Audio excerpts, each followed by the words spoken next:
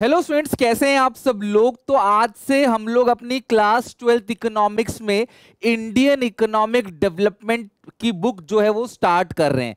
इस पूरी किताब के अंदर सिर्फ और सिर्फ 8 चैप्टर है।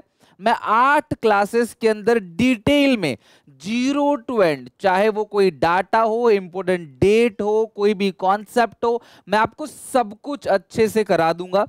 होपफुली 10th ऑफ नवंबर तक मैं अपनी इंडियन इकोनॉमिक डेवलपमेंट को अच्छे से खत्म कर दूंगा। आप सबसे रिक्वेस्ट है कि लाइन बाय लाइन हर एक चैप्टर को अच्छे से समझना, वीडियो को पूरी देखना, और बेस्ट ये रहेगा कि अपनी बुक से एक बार इसकी अंडरलाइन करके रीडिंग जरूर करना, ताकि अच्छे से कवर हो जाए। समय कम बचा है तो आपको वेट नहीं करना है कि मैं बाद में लर्न करूंगा। आज मैं आपको पहला चैप्टर पढ़ा रहा हूं, सच में बहुत इंटरेस्टिंग, बहुत आसान है। बहुत सारे लोगों से आपने सुना होगा इंडियन इकोनॉमिक डेवलपमेंट बोरिंग है, लेकिन सच कहूं तो एक दो चैप्टर इसके अंदर ऐसे हैं जो थोड़ा सा बोरिंग पार्ट है उसके अंदर, लेकिन मैं आपको बहुत इंटरेस्टिंग तरीके से पूरा का पूरा हिस्ट्री समझाते हुए बियॉन्ड द टॉपिक भी जाऊंगा कहीं पे। चैप्टर को इंटरेस्टिंग बनाने के लिए आपको बहुत सारी बातें, बहुत सारी चीज हिस्ट्री के रिगार्डिंग और अपने देश के रिगार्डिंग, इवन अपने जो नेबर कंट्री है चाइना पाकिस्तान, उसके बारे में भी बताऊंगा। तो फुल मजेदार रहने वाला है पूरा का पूरा।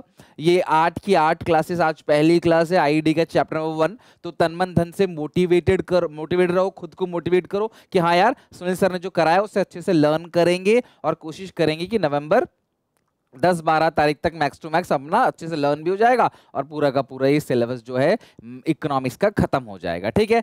अच्छा, एक बात और बता देता हूं, ये 8 के 8 चैप्टर बोर्ड एग्जामिनेशन में 40 मार्क्स का आता है, यानी कि हर एक चैप्टर जो है वह समझ लो अप्रोक्सीमेटली 4 to 6 मार्क्स के अंदर अंदर कवर होगा। ठीक है, तो स्टार्ट करते हैं। बहुत अच्छे से मुझे बताना कमेंट सेक्शन में कैसा लगा पहला क्लास इंडियन इकोनॉमिक डेवलपमेंट का, मजा आया कि नहीं आया। कोई डाउट, कोई दिक्कत रहेगा तो पूछना, मैं आगे भी वीडियोस बनाऊंगा, एक बार और अच्छे से कराऊंगा, तब मैं आपको क्लास इसके और डिटेल में जाके भी समझाऊंगा। बट फिलहाल के लिए जितना एग्जामिनेशन में आ सकता है मैक्स टू मैक्स वो मैं यहां पे करा देता हूं।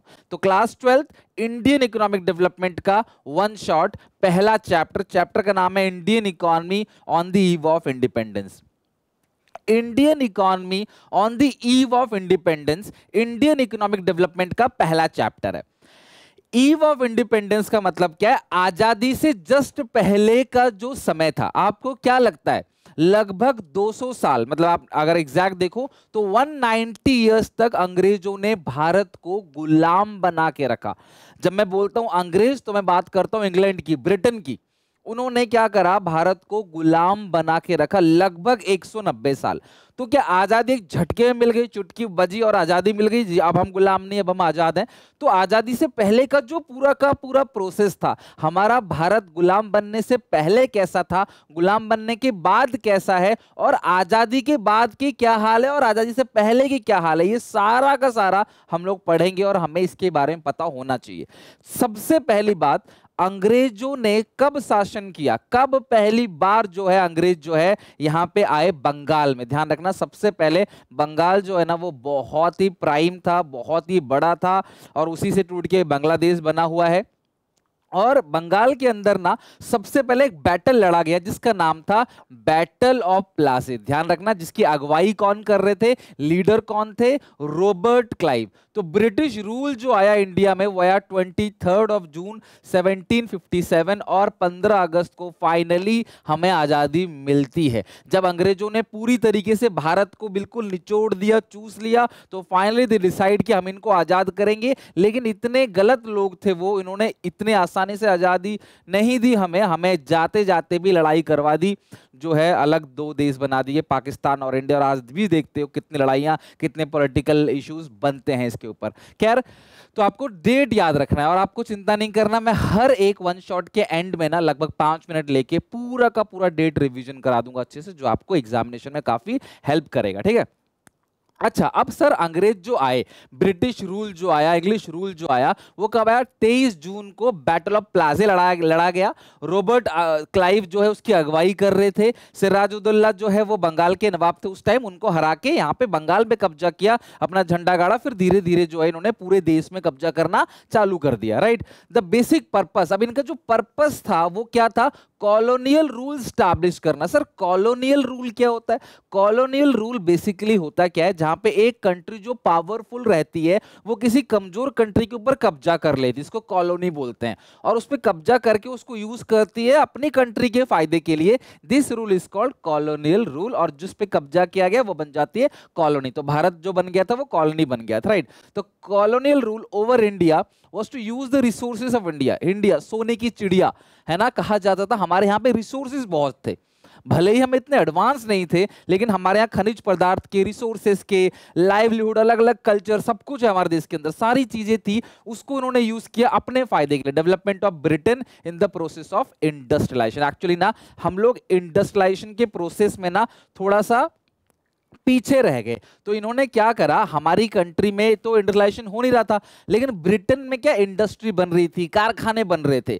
जब मैन्युफैक्चरिंग सेक्टर ब्रिटेन में ग्रो हो रहा था, तो कारखाने जब बनेंगे तो उस कारखाने में क्या यूज होगा? रॉ मटेरियल और लेबर और मशीनरी। मशीनरी उनके पास था, लेबर उनके पास था, लोग तो उन्हीं के थे, उनको चाहिए था रॉ मटेरियल। तो उन्होंने क्या किया, इंडिया से सारा का सारा रॉ मटेरियल उठाकर अपने देश में ले जाने लगे। उस रॉ मटेरियल से फिनिश गुड्स अपने देश में बनाया, अपने देश के लोगों को सैलरी दी और उसे बेचा कहां पे? वापस आके इंडिया में। सीधा इंडिया में कारखाना नहीं बनाया, क्यों? क्योंकि इंडिया को डेवलप करना उनका मेन मोटो ही नहीं था। उनको पता था कि आजादी कब तक चलेगी, फिर भी लगभग 200 साल, 3 पीढ़ियां निकल जाती हैं, लगभग 200 साल के अंदर उन्होंने उसको कब्जा करके रखा और हमारे देश को पूरी तरीके से लूट लिया। आज भी हमें 100 साल तक नहीं हुए आजाद हुए, अप्रोक्सीमेटली 80 ईयर्स मान के चलो आजादी के, और अभी भी सोचो हम लोग कहां पहुंचे हैं। अगर ये 190 साल हमें और मिल जाते, हमारा शोषण नहीं होता, तो इंडिया भी आज कहीं ना कहीं चाइना की तरह काफी आगे निकल गया होता, राइट।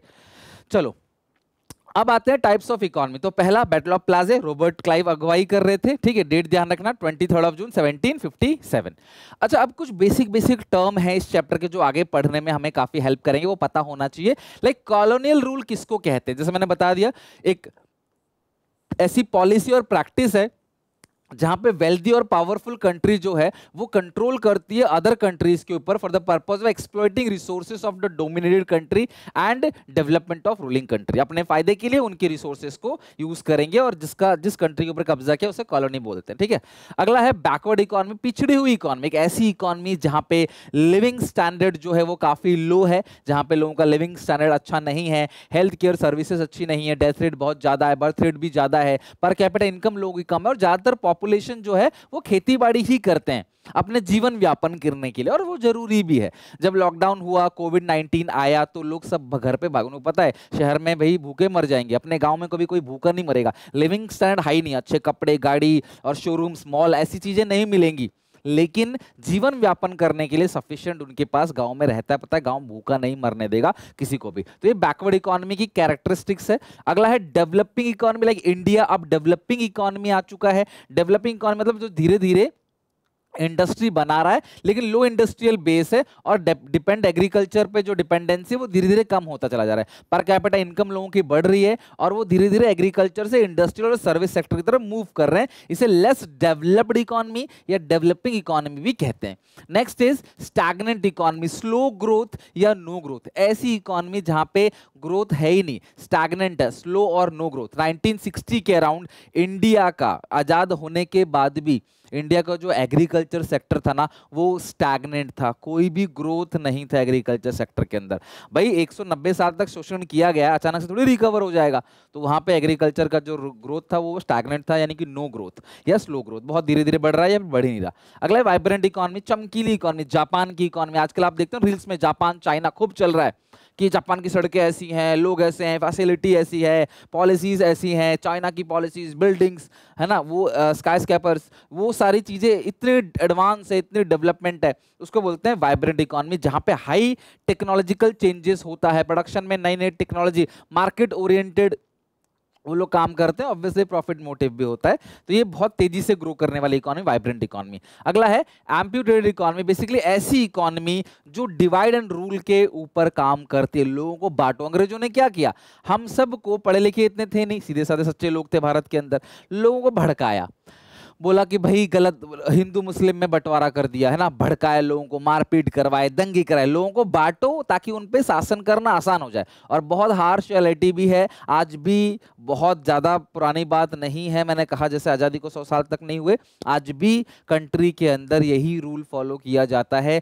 अलग अलग पॉलिटिकल पार्टीज के अलग अलग वोट बैंक हैं, और पॉलिटिकल पार्टी इंजॉय कर रही है, वो गाड़ी में घूम रहे हैं, उनके बच्चे विदेश में पढ़ रहे हैं, वो हेलीकॉप्टर में इंजॉय कर रहे हैं, सब चीज फैसिलिटी, जनता के आगे आके हाथ जोड़ देते जी हम तो गरीब हैं, आप हम गरीबों के साथ है, ये सब करते हैं, और पीछे से जनता को लड़वाते हैं, और जनता लड़ रही होती है। आप देखना कोई भी एक पोस्ट होगा इंस्टाग्राम के अंदर जो किसी एक पॉलिटिकल पार्टी के पीछे होगा, तो नीचे कमेंट सेक्शन में दो दल लड़ रहे होंगे आपस में, अपनी ड्यूटी छोड़ के, नौकरी छोड़ के, they are not getting anything, उनको कुछ नहीं मिल रहा, लेकिन वो लड़ रहे हैं। लेकिन जो उनके आका है, मालिक है, वो सब साथ रहते हैं, एंजॉय करते हैं जी 10 साल हम चलाएंगे सरकार को, देश को हम लूटेंगे, 5 साल तुम लूटना। तो हर कोई यही कर रहा है, करप्शन पीक पे है इंडिया के अंदर, जिसकी वजह से सरकार से जब 1 रुपए निकलता है देश के खर्चे के लिए, तो वो 1 रुपए नहीं पहुंचता, वो 5 पैसा ही हम तक पहुंचता है। सड़क कैसी है, सड़क की व्यवस्था कैसी है, आप सबको पता है, ट्रांसपोर्टेशन, कम्युनिकेशन, इलेक्ट्रिसिटी, हर जगह फ्रॉड। सरकारी काम कराना हो तो आपके जेब से काफी पैसे लग जाते हैं, चक्कर लगाते रहते हो, सरकारी काम नहीं होते, उसके लिए आपको घूस देना ही पड़ेगा, किसी भी चीज के लिए, हर चीज के लिए फीस, हर चीज के लिए टैक्स, बट गेटिंग नथिंग। तो यही प्रॉब्लम है। एम्प्यूटेड इकोनॉमी में अंग्रेजों ने क्या किया, लोगों को बांटा, डिवाइड एंड रूल, लोगों को बांटा और फिर जाके भेदभाव किया और लोगों पे कब्जा करना चालू किया। तो ऐसी इकोनॉमी को एम्प्यूटेड इकोनॉमी कहते हैं। अगला सेमी फेडरल इकोनॉमी, एक ऐसी इकोनॉमी जहां पे लैंड सेटलमेंट सिस्टम चलता है, यानी कि लैंडलॉर्ड और टेनेंट का एक रिलेशनशिप बन जाता है, जहां पे लैंडलॉर्ड बहुत हाई रेट चार्ज करता है, लगान चार्ज करता है, क्रुएलिटी दिखाता है, किसके ऊपर, फार्मर्स के ऊपर, पेजेंट्स के ऊपर या कल्टीवेटर्स के ऊपर। इस इकोनॉमी क्या बोलते हैं, सेमी फेडरल इकोनॉमी। तो ये एक बेसिक बातें हैं जो इस चैप्टर में आपको काफी मजा आएगा। तो आई होप आपको अच्छे से मैं समझा पा रहा हूं, आपको मजा आ रहा होगा, काफी कुछ सीखने को मिल रहा होगा। तो वीडियो को लाइक जरूर कर देना बेटा। मैं पूरा का पूरा अकाउंट्स, इको, बीएसटी का सिलेबस A to Z अच्छे से इस चैनल पे कंप्लीट कराऊंगा, ताकि आपका बोर्ड एग्जाम बेहतर जाए। तो चैनल को सब्सक्राइब जरूर कर लेना, ताकि मैं जब आप काम करूंगा आपके साथ साथ, तो आप भी खुद मोटिवेट होगे कि हाँ यार अगला बंदा काम कर रहा है तो मुझे भी करना चाहिए। और एक चैप्टर अच्छे से लर्न कर लो, 8 में से 1 खत्म हो जाएगा, बहुत कॉन्फिडेंस मिलेगा ना, लगभग 12% सिलेबस खत्म हो जाएगा। तो कसम खाओ, खुद से प्रॉमिस करो कि आज हम ये चैप्टर अच्छे से लर्न कर लेंगे, पूरा का पूरा चैप्टर 1 एट एनी कॉस्ट। अगली क्लास में आएंगे ना कल शाम को, तो इससे अच्छे से हमें ये लर्न होगा एक एक बच्चे से। मुझे बाकी लिखना मैं सिखा दूंगा, आंसर राइटिंग मैं सिखा दूंगा, अपने आप कैसे आंसर बना के लिखना है सब कुछ मैं बता दूंगा। तुम्हें कसम समझ तो आना चाहिए, हाँ जी ये चीज थी, ये चैप्टर में था, ये डेटा था। Before the advent of British, advent का मतलब आगमन, अंग्रेजों के आने से पहले 1757 से पहले हमारी इकोनॉमी कैसी थी, प्रोस्पेरस, सेल्फ रिलिएंट, यानी कि आत्मनिर्भर। हमें किसी और के ऊपर अनाज के लिए डिपेंडेंसी नहीं थी। घर, गाड़ी, लग्जरी कपड़े, लग्जरी ऑर्नामेंट्स, ये सब लाइफ की जरूरत नहीं है। लाइफ की जरूरत है फूड, क्लॉथ, ठीक है। तो वो चीजें थी अपने पास, तो सेल्फ रिलायंट था भारत, आत्मनिर्भर था, किसी के ऊपर डिपेंड नहीं था। Even rich in terms of food grain, rice, wheat, maize, pulses and other food crop में खेती बाड़ी अच्छी होती थी, हर जगह अलग अलग फसल होते, कहीं गन्ना, कहीं चाय, कहीं मक्का, कहीं धान, कहीं गेहूं, सब कुछ उग रहा था अपने पास, किसी चीज की कमी नहीं थी। तो पहला सेल्फ रिलायंट, आत्मनिर्भर थे। दूसरा, फूड ग्रेन की हमारे पास कोई कमी नहीं थी। एग्रीन इकोनॉमी, लगभग 2/3 पॉपुलेशन जो है वो खेती बाड़ी करते थे, तो खाने पीने की कमी तो वैसे भी नहीं है।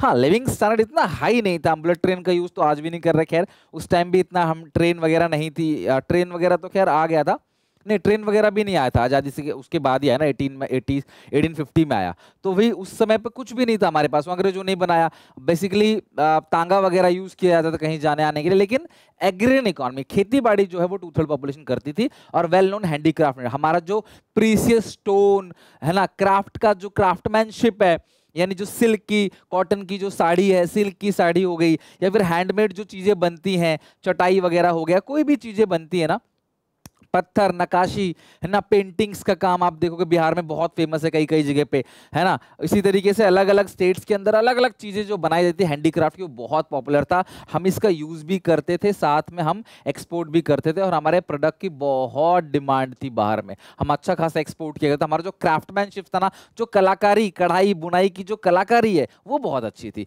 अंग्रेजों के आने से पहले ये 4 पॉइंट आप ध्यान रखना। ना देखो इस तरीके से, देखो हाथ का काम जो होता है ना, देखो नक्काशी जिस तरीके से की जाती है ना अलग अलग, तो ये बहुत प्रीशियस स्टोन हो गया, नग मोती, ये सब चीजों का जो होता है, सीप की जो मोती आती है ना, वो सारी चीजों पे हम लोग ना बहुत एक्सपर्ट थे। हमारे क्राफ्टमैनशिप बहुत अच्छा था, हम हाथ से कढ़ाई बुनाई काम बहुत अच्छा करते थे। ठीक है, अब इसका एक और एग्जाम्पल है, ध्यान रखना, मसलिन। ये मसलिन क्या है, एक क्योंकि एमसीक्यू में आपसे पूछा जा सकता है, ध्यान रखना, be careful. Textile industry in Bengal, आपको पता है ना बंगाल बहुत ही मतलब कि डोमिनेंट पार्ट था इंडिया का, ठीक है, इवन अभी भी है। मसलिन एक cotton fabric of plain weave is a type of cotton textile which had its origin in Bengal, लेकिन अब वो कहाँ चला गया, बांग्लादेश में, specially in the places of around Dhaka. The finest way, अब ये ना पेपर में आ सकता है, which is the finest variety of muslin. तो मसलिन का जो फाइनेस्ट वैरायटी उसे मलमल बोलते हैं। फॉरेनर आते थे, देखो ना कितना प्यारा कपड़ा है, देखो अब सोचो ये हाथ से बना होगा, किस तरीके से बना होगा। मतलब आपको पता है आज भी कई सारे ऐसी जगह हैं, उड़ीसा में भी देखो सिल्क की जो साड़ी बनती है ना, वो एक एक डेढ़ डेढ़ महीना लग जाता है एक साड़ी को बनाने में, जो हैंडमेड होता है। So the finest way is मलमल। और जो फॉरेनर हमारे कंट्री में आते थे तो मलमल शाही और मलमल खास जो है उसको यूज करते थे, जो बेसिकली एक साइन था जहाँ पे रॉयलिटी का, कि यार अच्छे लोग यूज करते हैं, और वैसा नहीं है कि भाई कोई मशीन से बनी हुई है। तो बहुत फाइनेस्ट जो है इसका जो धागा है वो बहुत फाइन, इसको आर पार जो है वो दिख रहा है पूरा का पूरा, तो बहुत फाइन कपड़ा, मलमल शाही और मलमल खास, जो फाइनेस्ट वेराइटी ऑफ मसलिन है। और ये बात किसकी चल रही है, बंगाल की। अब चला गया बांग्लादेश धागा की तरफ चला गया, ठीक है। स्टेट ऑफ इंडियन इकोनॉमी, अब हम इस चैप्टर में क्या पढ़ने वाले हैं, अभी तक हमने ये सारी चीजें पढ़ी, अब हम बेसिकली इस चैप्टर में 4-5 टॉपिक पढ़ने वाले हैं, जो ये बताएगा कि हमारी इंडियन इकोनॉमी की हालात कैसे थे during the eve of independence. आज़ादी मिलने से पहले का जो दौर था, जो समय था, उसमें हमारी जो हालात है इंडियन इकोनॉमी की वो कैसी थी। तो सबसे पहला मतलब ये वो 4 के 4 पॉइंट है जिन्होंने हमारा एग्रीकल्चर सेक्टर जो है ना पूरी तरीके से तबाह कर दिया। हम 2/3 पॉपुलेशन खेतीबाड़ी कर रही है, हर 3 में से 2 आदमी खेतीबाड़ी कर रहे हैं।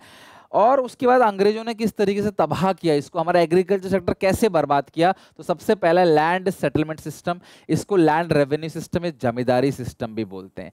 बेटा ये एक ऐसा सिस्टम था, एक ट्रायंगुलर रिलेशनशिप था, किसके बीच में, एक तो गवर्नमेंट था, एक था आपका लैंडलॉर्ड जिसको हम लोग बोलते हैं जमींदार, ठीक है, इनके पास जमीन हुआ करती थी जमींदार, और एक एक खेती बाड़ी करने वाले फार्मर्स, पेजेंट्स, या इसे कह सकते हो कल्टीवेटर। तो सरकार जमींदारों से कहती थी भैया आप खेती बाड़ी करो, हमें जो है वो हाई लगान दो। लगान मूवी आपने देखी ही होगी, ठीक है। अब लगान मूवी में भी आपको दिखाया गया है कि भाई जमींदार से बहुत ज्यादा टैक्स, जिसको बोलते हैं टैक्स, आज के टैक्स बोलते हैं, तो सरकार क्या करती थी, ब्रिटिश गवर्नमेंट राज कर रही थी इंडिया पे, इंडियन गवर्नमेंट थी नहीं, तो सर इनसे कह जमींदार से आप हैवी टैक्स दो और सारा वसूलो फार्मर से, फार्मर्स को मारो पीटो अत्याचार करो, दिन रात काम कराओ, कर्जे में डुबा के रखो, हमें कोई प्रॉब्लम नहीं है, हम तुम्हें कुछ नहीं कहेंगे अगर तुम हमें टाइम पे टैक्स दे दोगे। तो जो लोग टाइम पे और सही अमाउंट ऑफ टैक्स देते थे, सरकार उनको एग्जाम्प्ट कर देती थी कि भैया मारो पीटो, किसानों से कितना भी काम कराओ। किसान किससे बोलेगा, इनसे बोलेगा, इन्होंने ही तो ऐसा बोला है करने के लिए, रक्षक ही भक्षक बन गए, यहाँ पे क्या कर सकते हो आप। तो भैया खूब काम करा देते किसान से, इसीलिए आज की डेट पे भी जमींदार और फार्मर्स के बीच में जो रिलेशनशिप है लैंडलॉर्ड और टेनेंट के बीच में, ये हो गया लैंडलॉर्ड, ये हो गया टेनेंट। एक तरीके से इनके पास जमीन है, ये लोग खेतीबाड़ी करते थे और अनाज का एक हिस्सा इनको मिलता था जो बहुत कम हुआ करता था, और ज्यादातर ये लोग क्या करते थे, लगान सरकार को देते थे। ये बहुत बड़ी प्रॉब्लम थी जिसकी वजह से हमारा एग्रीकल्चर सेक्टर तबाह हो गया। मेन रीजन यही था, लैंड सेटलमेंट सिस्टम या जमींदारी या लैंड रेवेन्यू सिस्टम। अगला है कमर्शियलाइजेशन ऑफ एग्रीकल्चर। भाई अंग्रेजों ने क्या करा, एग्रीकल्चर को कमर्शियलाइज कर दिया। खेतीबाड़ी पहले लोग करते थे सेल्फ सब्सटेंस के लिए, भैया आत्मनिर्भर, अपने लिए अपने परिवार के लिए अनाज उगाते थे। बोले अनाज मत उगाओ, आप क्या उगाओ, कॉटन, सिल्क, जूट, इंडिगो, इन चीजों को उगाओ, क्योंकि ये चीजें फैक्ट्री में एज ए रॉ मटेरियल कपड़े बनाने में, डाई में यूज किया जाएगा, तो आप इन चीजों को उगाओ। अब इन चीजों को उगाने से ना जो वो है जमीन की फर्टिलिटी है वो भी कम हो जाती थी, लेकिन ये उनको पैसे देते थे। देखो दो तरह क्रॉप होते हैं, एक फूड क्रॉप, राइस व्हीट ये सब फूड क्रॉप हो गया, एक होता है cash crop, Indigo, cotton, jute, ये सारी चीजें उगाओ। तो ये कहते हैं फूड क्रॉप मत उगाओ, कैश क्रॉप उगाओ, आपको कैश देंगे, आपको ज्यादा पैसे देंगे अगर आप ये उगाओगे तो। इनको फोर्स किया गया, कमर्शलाइजेशन, एग्रीकल्चर का कमर्शलाइज कर दिया, बिजनेस बना दिया। लो लेवल ऑफ प्रोडक्टिविटी, जमीन ज्यादा होने के बाद भी जो जमीन का आउटपुट था वो बहुत लो था। क्यों? हमारे पास प्रॉपर जो सिस्टम नहीं था, प्रॉपर हमारे पास पानी की व्यवस्था नहीं थी, ठीक है, हम लोग रेन वाटर को ही यूज किया करते थे, ट्यूबवेल वगैरह हमारे पास था नहीं, इंसेक्टिसाइड, पेस्टिसाइड्स, फर्टिलाइजर, ये सब चीजें नहीं थी हमारे पास, तो कीड़े खा जाते थे फसल को, बारिश अच्छी नहीं हुई, फसल अच्छी नहीं हुई, तो हम बारिश पे डिपेंड हो जाते। तो भैया यहाँ पे लो लेवल ऑफ आउटपुट, जमीन जो है वो बहुत ज्यादा है लेकिन आउटपुट जो निकल रहा है पर हेक्टेयर ऑफ लैंड पे वो बहुत कम था। अब अमेरिका के अंदर जमीन थोड़ी सी लेकिन आउटपुट बहुत ज्यादा। आपने देखा होगा आजकल तो बहुत कॉमन है, इतने इतने पेड़ होते हैं फल के, इतने छोटे छोटे पेड़ होते हैं, अब भर भर के फल लगते हैं। आजकल बहुत सारी टेक्नोलॉजी आ गई है, बहुत सारे हाइब्रिड टेक्नोलॉजी आ गई है। अगला स्कैरसिटी ऑफ इन्वेस्टमेंट। अब इस चीज को इंप्रूव कैसे किया जाए? भाई किसी भी चीज को इंप्रूव करने के लिए पैसा चाहिए, उस सेक्टर में इन्वेस्टमेंट आना चाहिए, लेकिन किसी ने भी इन्वेस्टमेंट नहीं की। स्कैरसिटी यानी कमी, किसकी कमी थी? इन्वेस्टमेंट की। ना सरकार ने ना ही किसी बड़े बिजनेसमैन ने एग्रीकल्चर को डेवलप करने के लिए किसी ने कोई भी डेवलपमेंट नहीं किया, कोई प्रॉपर इरीगेशन फैसिलिटी लेके नहीं आए, इंसेक्टिसाइड, पेस्टिसाइड, फर्टिलाइजर। किसानों की हालत को इंप्रूव नहीं करोगे तो कैसे किसान अच्छे से खेती बाड़ी कर पाएगा, कैसे एग्रीकल्चर ग्रो होगा? किसानों के साथ तो शोषण हो रहा था लैंड सेटलमेंट सिस्टम के अंदर, है ना? तो भैया बहुत बुरा हाल था किसानों का, ठीक है। कुछ इमेजेस से आप देख सकते हो, किसानों दिन भर बेचारे काम कर, सुबह दोपहर शाम काम करते रहते थे, मिलता कुछ नहीं था, कोई लाइफ नहीं थी। आज लोग बोलते हैं ना भाई हम घूमेंगे, ये करेंगे, वो करेंगे, यहाँ विदेश जाएंगे, पूरा वर्ल्ड घूमना है, एंजॉय करना है, पैशन फॉलो करना है। भैया ये कुछ नहीं था, दिन भर काम करेंगे तभी रात को जो है खाने को मिलेगा इनको। ये हालत थी, अंग्रेजों ने बहुत लूटा है, बहुत कह देते हैं, पढ़ देते हैं, लेकिन जिसने रियली में इसको फेस किया है दे नो वेरी वेल कि यार बहुत ज्यादा गलत हुआ, रूह कांप उठती है सुन के जो जो हुआ है। और मैं आपको यही 8 चैप्टर के अंदर बहुत कुछ बताऊंगा पास्ट हिस्ट्री के बारे में, मजा पूरा आएगा और रिटेन भी रखोगे आप इसको, अपनी भाषा में कैसे लिखोगे वो भी कराऊंगा, राइट। तो ये 4 पॉइंट आप ध्यान रखना। these four are the reason of stagnation of agriculture sector during eve of independence। ये 4 रीजन है इसकी वजह से हमारा एग्रीकल्चर तरक्की नहीं कर पाया, हमारा एग्रीकल्चर का लो ग्रोथ था, ठीक है। चलो एग्रीकल्चर सेक्टर तो तबाह कर दिया इन्होंने। नेक्स्ट, अच्छा जब पार्टीशन हुआ बेसिकली पहले तो भैया हमारे पास ये पूरा का पूरा हिस्सा था, पाकिस्तान बन गया ये, और ये वाला एरिया जो है वो पाकिस्तान बन गया। भाई जहां मुस्लिम पॉपुलेशन ज्यादा है बोला गया भाई उस एरिया को पाकिस्तान बना। तो पहली बार ऐसा बंटवारा हो गया, एक जगह ये और ये दोनों ही पाकिस्तान है, इस तरीके से वेस्ट पाकिस्तान और ईस्ट पाकिस्तान करके ये बन गया। लेकिन अब जब ये अलग हुआ तो हुआ नुकसान क्या हुआ पार्टीशन से? जब इंडिया पाकिस्तान अलग हुआ, ठीक है, इंडिया से ही मतलब पाकिस्तान बना, तो हुआ इससे कि हमें बहुत बड़ा झटका लगा पार्टीशन के टाइम पे। 2 झटके लगे। पहला, जो मोस्ट जो इरिगेटेड और फर्टाइल लैंड थी वो पाकिस्तान के अंदर चला गया, इसलिए पाकिस्तान का जो एग्रीकल्चर है वो बढ़िया, वहां ज्यादा एग्रीकल्चर होता अभी भी, तो हम तो फिर भी इंडस्ट्री सर्विस सेक्टर में मूव करके वो अभी भी खेती बाड़ी करते हैं। तो भैया वो ज्यादा उपज वाली जमीन थी वो पाकिस्तान में चली गई, और almost whole jute producing area, jute पता है रस्सी है, बोरा देखते हो अपना, बोरा, वो जो बोरा है वो बोरा ही क्या है, वो जूट से बनता है। मैं आपको दिखा भी देता हूँ, ये रहा, ये देखो इस तरीके से। तो ये सारा का सारा एरिया जो है ना वो पाकिस्तान में चला गया, ईस्ट पाकिस्तान के अंदर, ये ईस्ट पाकिस्तान है। लेकिन हाँ अब जो है वो बांग्लादेश बन चुका है, वो उसकी भी कहानी सुनाऊंगा 71 की लड़ाई के बारे में। India jute industry which had enjoy world monopoly so far suffered heavy setback for the lack of raw metal. तो भैया अब हमारे पास रॉ मेटल की और ज्यादा कमी होने लगी जब पार्टीशन हुआ। तो अंग्रेज गए लेकिन जाते जाते हमारे बीच लड़ाई करवा के चले गए। तो हमारा ये है देखो क्लास, ये इंडिगो है ना, ये सिल्क है, ये है आपका कॉटन, है ना, और ये हो गया आपका जूट। तो इन सबको कैश क्रॉप बोलते हैं बेसिकली। तो जब पार्टीशन हुआ तो सबसे पहला जो जूट इंडस्ट्री थी वो खत्म हो गई इंडिया से लगभग, और रॉ मेटल जो था, जो फर्टाइल एरिया था वो चला गया पाकिस्तान के अंदर, ठीक है। अब हमारा जो इंडस्ट्रियल सेक्टर है, अंग्रेजों ने वो इंडस्ट्रियल सेक्टर कैसे खराब करा? थोड़ी बहुत इंडस्ट्री थी हमारी, जो हैंडीक्राफ्ट का हम लोग काम करते थे, एक्सपोर्ट करते थे। अंग्रेजों ने हमें पूरी तरीके से ना अपाहिज बना दिया, हमारी इंडस्ट्रीज को खत्म कर दिया। बोला कोई कारखाने देश के अंदर नहीं बनेंगे। कैसे? सरकार ने क्या कैसे खत्म किया? Decline in handicraft industry, main reason is discriminatory tariff policy. Tariff मतलब टैक्सेस। सरकार ने क्या बोला?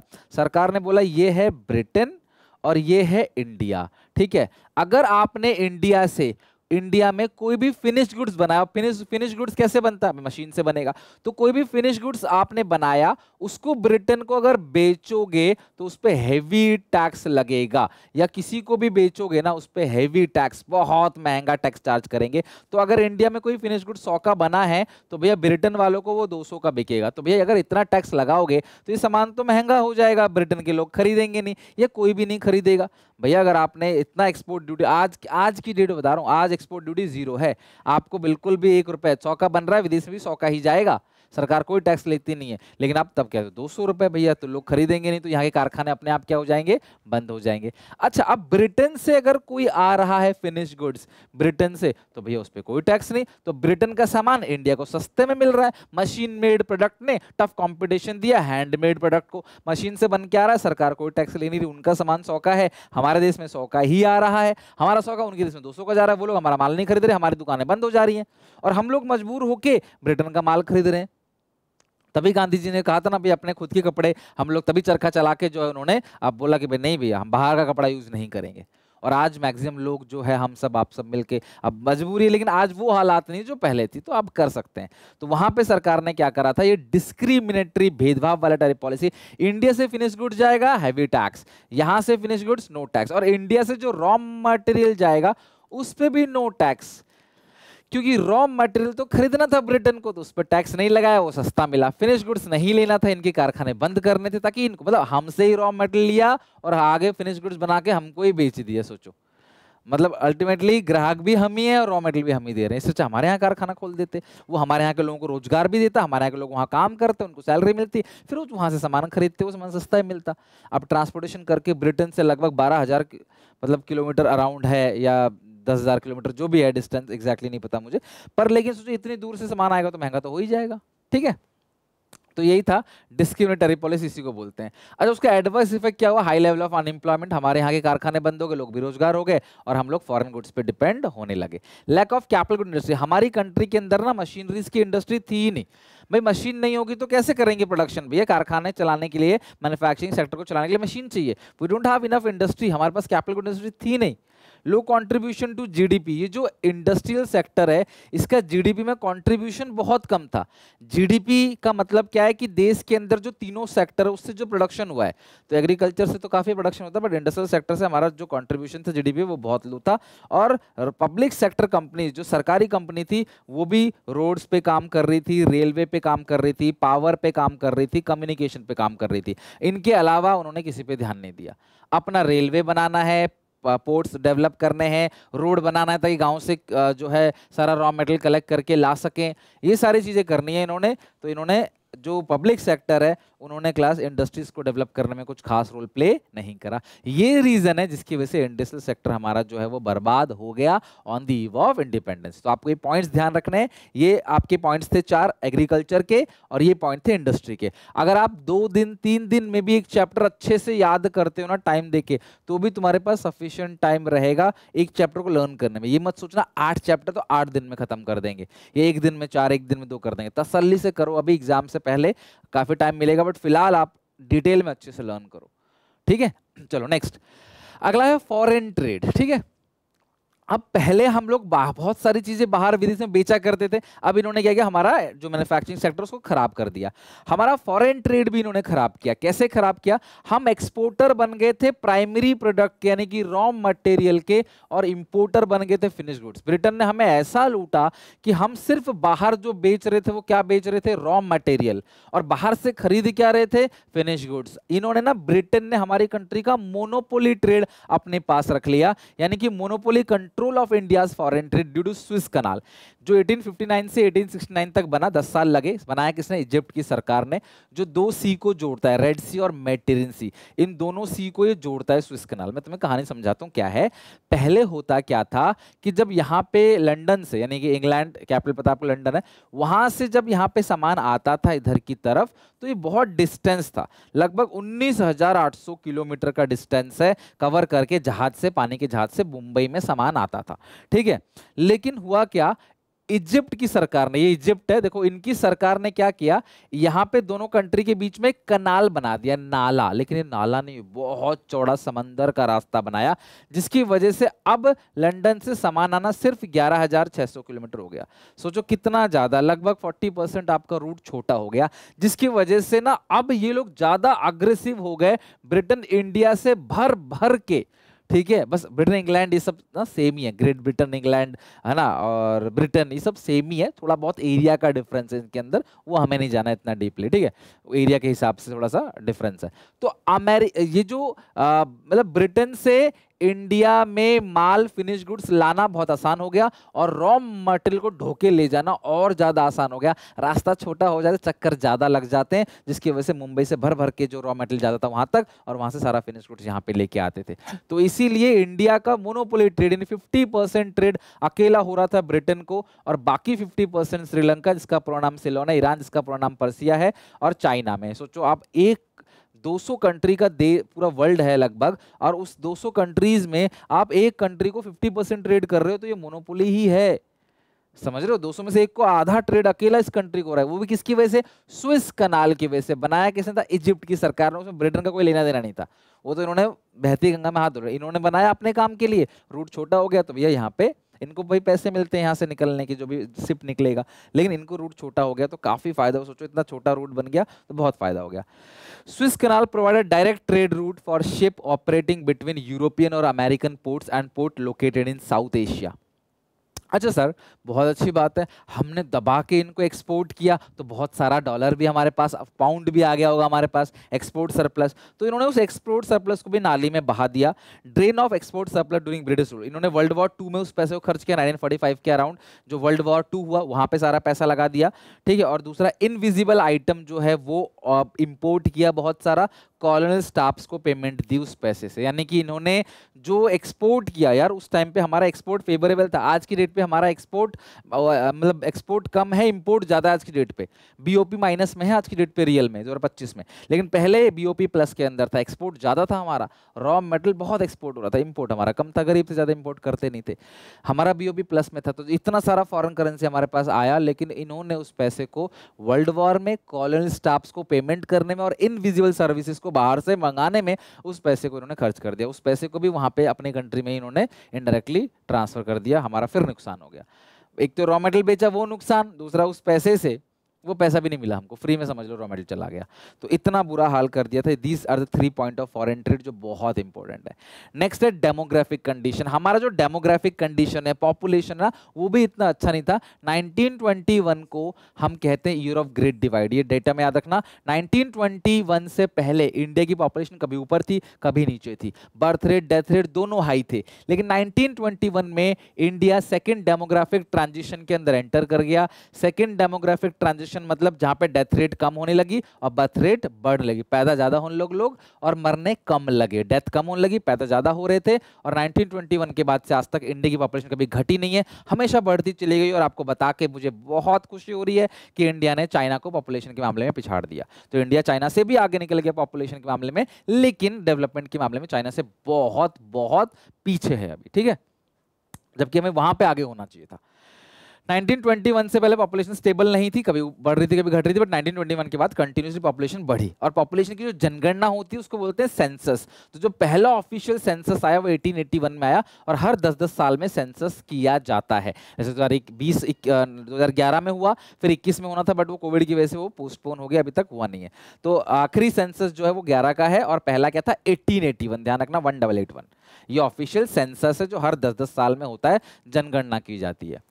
The following points show the demographic condition। अब हमारी डेमोग्राफिक कंडीशन क्या है, birth rate high rate, birth rate high rate दोनों ज्यादा था। सर बर्थ रेट किसको बोलते हैं, हजार की जनसंख्या में कितने लोग पैदा हो गए हजार में से, उसको बोलते हैं बर्थ रेट। और हजार में से पर 1000 पीपल में से कितने लोगों की डेथ हो गई, उसको बोलते हैं डेथ रेट। इंडिया का बर्थ रेट डेथ रेट बहुत हाई था।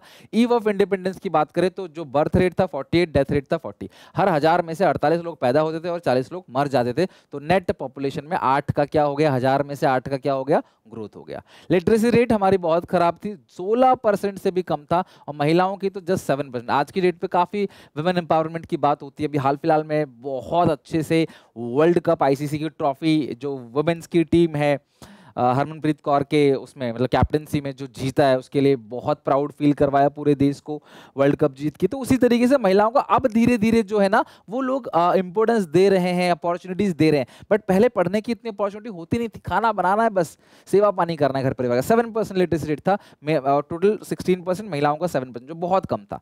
लो लाइफ एक्सपेक्टेंसी, लाइफ एक्सपेक्टेंसी इतनी अच्छी नहीं थी, just 32 years, on an average 32 साल लोग जीते थे, क्योंकि मेडिकल फैसिलिटी नहीं थी, हेल्थ केयर फैसिलिटी अच्छी नहीं थी, है ना, डॉक्टर्स की तादाद बहुत कम थी, हाई इन हॉस्पिटल कम थे, high infant mortality rate. Infant कौन होते हैं? जो 1 साल से छोटे बच्चे होते हैं, बच्चे को पालना बहुत मुश्किल होता है, 1 साल से पहले ना बहुत रिस्की होता है, कभी बच्चे को कोई बीमारी लग जाए, उनकी डेथ हो जाए। तो इन्फेंट जो मरते थे, जो इन्फेंट थे, उनकी डेथ को बोलते हैं इन्फेंट मॉर्टलिटी रेट, और ये भी बहुत हाई था। 1000 में से 1000 अगर बच्चे पैदा हुए तो 218 बच्चों की उसमें से डेथ हो जाती थी। बहुत बड़ा नंबर है, 1000 में से 218 बच्चों की डेथ हो जाती थी पहले। क्यों? लैक ऑफ इम्यूनाइजेशन, टीकाकरण अच्छा नहीं था, हेल्थ फैसिलिटी अच्छी नहीं थी, मदर को भी फैसिलिटी अच्छी नहीं मिलती थी, है ना भाई, मदर तो बच्चों को पालती है साल भर तक, उनको फैसिलिटी अच्छी नहीं मिलती थी, जिसकी वजह से बहुत ज़्यादा डेथ होती। तो हाई इन्फेंट मॉर्टलिटी रेट, तो ये सारी चीज़ें किसके अंदर आती है? डेमोग्राफिक कंडीशन के अंदर। नेक्स्ट है ऑक्यूपेशनल स्ट्रक्चर। हमारा जो ऑक्यूपेशनल स्ट्रक्चर था, मतलब अलग अलग लोग जीवन व्यापन करने के लिए कहाँ काम करते हैं, तो ज्यादातर लोग जो है वो प्राइमरी सेक्टर में काम करते थे। ध्यान रखना 1951 के डेटा के अकॉर्डिंग 72.7% लोग खेतीबाड़ी करते हैं, सेकेंडरी सेक्टर मैन्युफैक्चरिंग सेक्टर में 10% और सर्विस सेक्टर में 17.2% लोग काम करते हैं। तो सारी जनता जो काम करती है, सबसे ज्यादा लोग प्राइमरी सेक्टर में, सेकेंडरी और टर्चरी में सबसे कम। डिपेंडेंसी ऑन एग्रीकल्चर, 75% जो वर्क फोर्स है वो एग्रीकल्चर पे डिपेंड करती है, जो दिखाता है कहीं ना कहीं अनबैलेंस ग्रोथ, कि हम ऑल सेक्टर पे ग्रोथ नहीं कर पा रहे।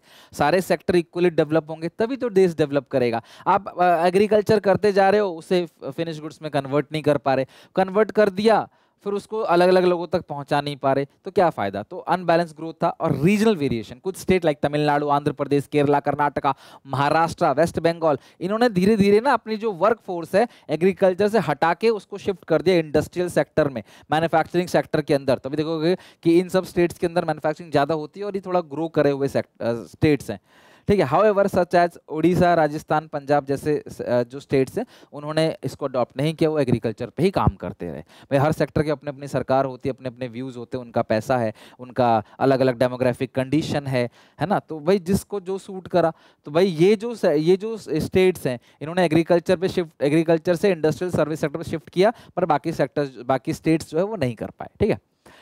इंफ्रास्ट्रक्चर हमारा लास्ट टॉपिक है। Infrastructure refers to basic system, है ना, जो देश को चलाने के लिए जरूरी है, like road, airport, railway, energy, utilities, communication, education, health care and social services. अंग्रेजों ने ना 2 ऐसे मेन इंफ्रास्ट्रक्चर था जिनको डेवलप किया, इनके बिना कुछ भी डेवलप नहीं किया। पहला रेलवेज, रोड एंड रेलवे समझ लो। रेलवे एक बहुत बड़ा डेवलपमेंट है, बिल्कुल मानते हैं अंग्रेजों ने, भले ही अपने फायदे के लिए रेलवे लेके आए देश के अंदर, पूरे देश का बजट खराब कर दिया रेलवे जब आई थी, तो कोयले की रेल ट्रेन चलती थी, पूरा देश का बजट घूम गया था, लेकिन उससे बहुत फायदा हुआ। आज रेलवे का नेटवर्क इतना फैला हुआ है, इतना विशाल है पूरे वर्ल्ड में, कि बहुत फेमस है इंडिया का जो रेलवे का जो मतलब पूरा का पूरा सिस्टम है। ऑब्वियसली सर्विस इतनी अच्छी नहीं है। जैसे रेलवे 1850 में, ध्यान रखना इंट्रोड्यूस कब किया गया? 1850 में। लेकिन पहली ट्रेन जो चली मुंबई से थाने वो 33.8 किलोमीटर की थी, लगभग 57 मिनट की। कब? 16 अप्रैल 1853। तो पहली ट्रेन कब चली? बहुत कम पूछा जाता है, 1853, 16 अप्रैल, मुंबई से थाने। ध्यान रखना मुंबई में था, जो बच्चे महाराष्ट्र में पता हो, मुंबई से थाने लगभग 1 घंटे के अंदर कवर किया था। बट रेलवे इंट्रोड्यूस कब किया गया? 1850 के अंदर। और इनका मेन पर्पस क्या था उसको? ताकि इंडिया से अलग अलग स्टेट से सामान लाकर लंदन तक ले जाया जा सके। कुछ रोड्स भी बनाए इन्होंने ताकि गांव से भी जो है सारा का सारा जो कैश क्रॉप है उसको लाया जा सके।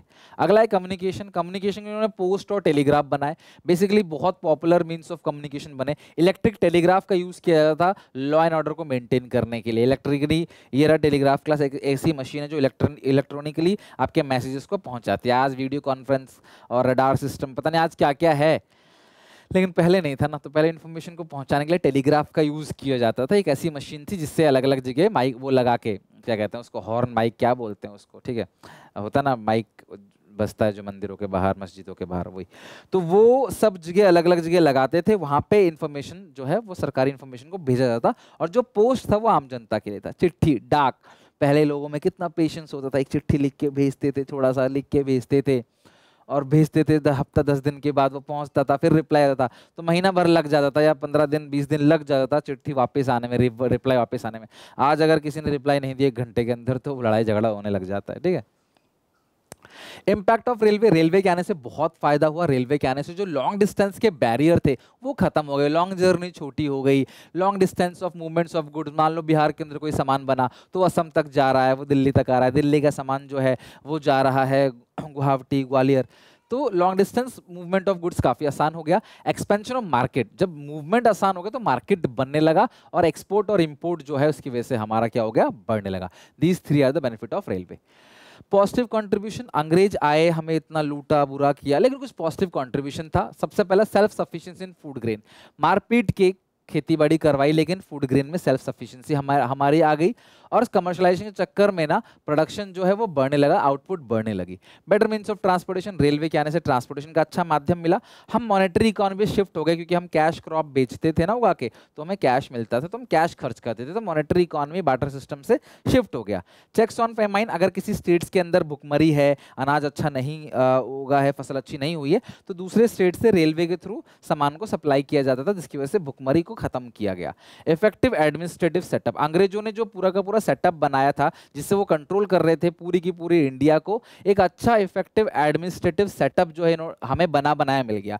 पहले सेटअप तो सही था लेकिन चलाने वाले लोग खराब थे, पॉलिसीज खराब थी। अब हमारे जवाहरलाल नेहरू की सरकार आई पहले, अब उन्होंने क्लास सेटअप को ठीक किया, सेटअप तो मिला ही था बना बनाया पूरा का पूरा, इंफ्रास्ट्रक्चर बिल्डिंग है ना, सुप्रीम कोर्ट, ये सब चीज तो हमें मिल गया था बना बनाया, है ना।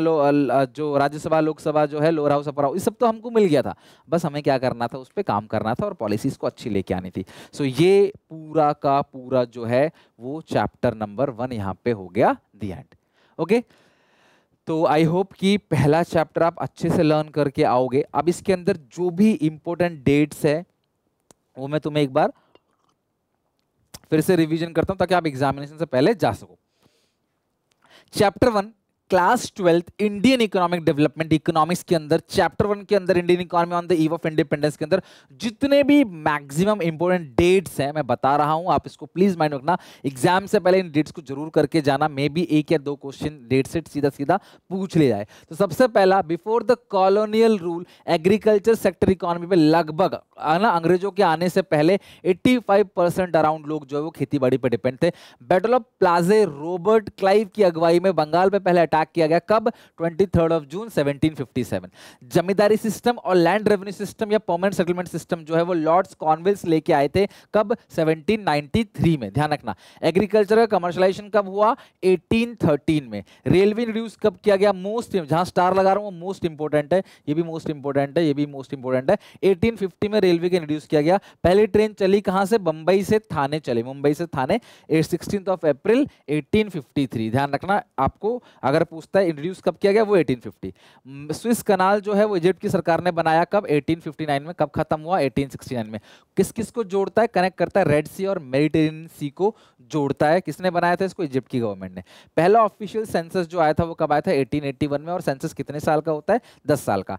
Tata iron steel company, TISCO, ये फुल फॉर्म भी इंपॉर्टेंट है, ध्यान रखना। ये जो है वो कब आया, 1907 में, बहुत इंपॉर्टेंट है। टिस्को, अब टाटा बिरला दो ही कंपनी बेसिकली हुआ करती थी 1907 में, जिन्होंने बहुत देश के डेवलपमेंट में काम किया। ईयर ऑफ ग्रेट डिवाइड जो है, इंडिया सेकंड डेमोग्राफिक ट्रांजिशन में एंटर कर गया, कब, 1921 में।